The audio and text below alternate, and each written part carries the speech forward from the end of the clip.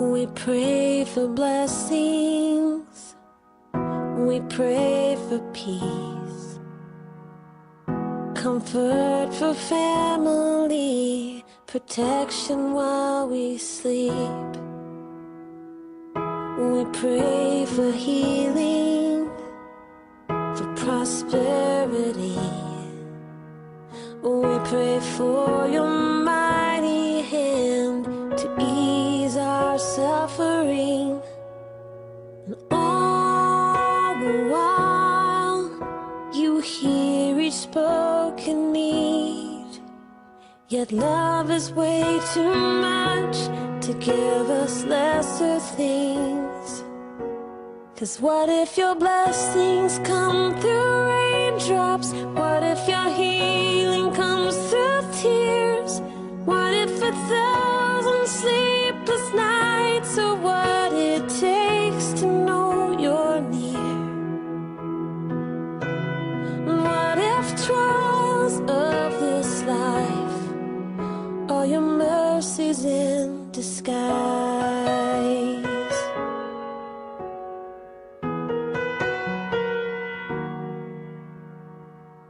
We pray for wisdom, your voice to hear.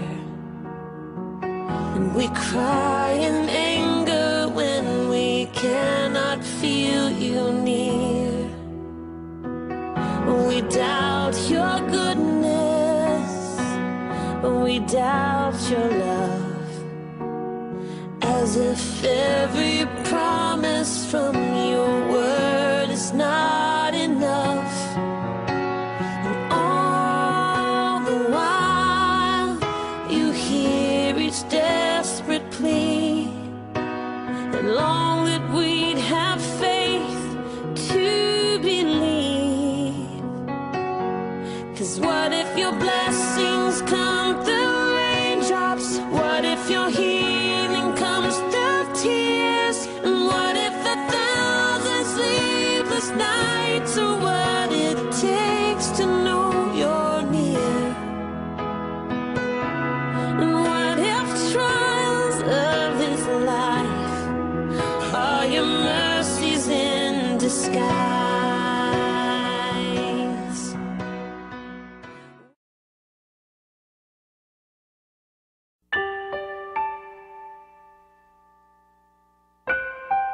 Most young married couples dream of the day when they can announce to the world that they are expecting their first child.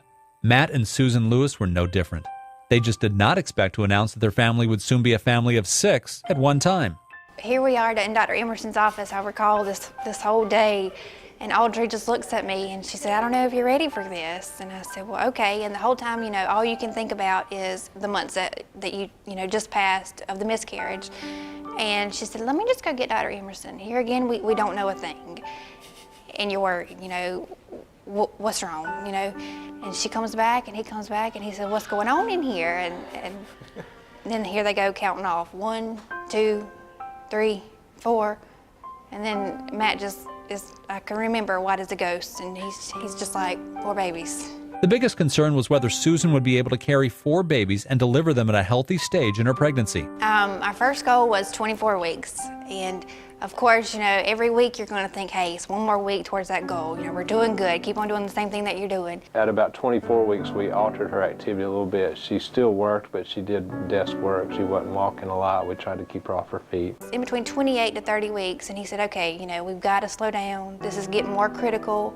We were going to try to get her to 33 weeks when we started getting a little greedy at 28 weeks because she was doing so good. And I said, well, any extra week we can get out of you will be worth about 2 or 3 weeks in the NICU. And so once we got to about 32 weeks, she started having contractions. She came in, her cervix was dilated a little bit, and her blood pressure was elevated. So we figured we had pushed things about as far as we could. McLeod neonatologist Dr. Tommy Cox was informed that Susan was carrying quadruplets around the start of her second trimester.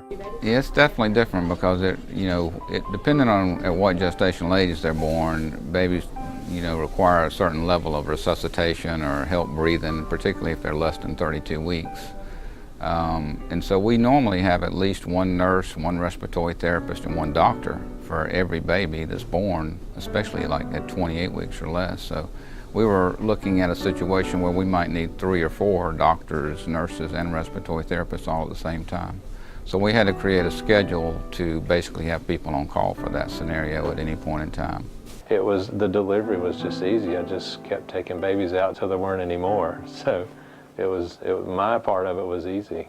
Maylee, the first quad, did have what we call a pneumothorax, which is like a collapsed lung, which is a very common complication of premature lung disease.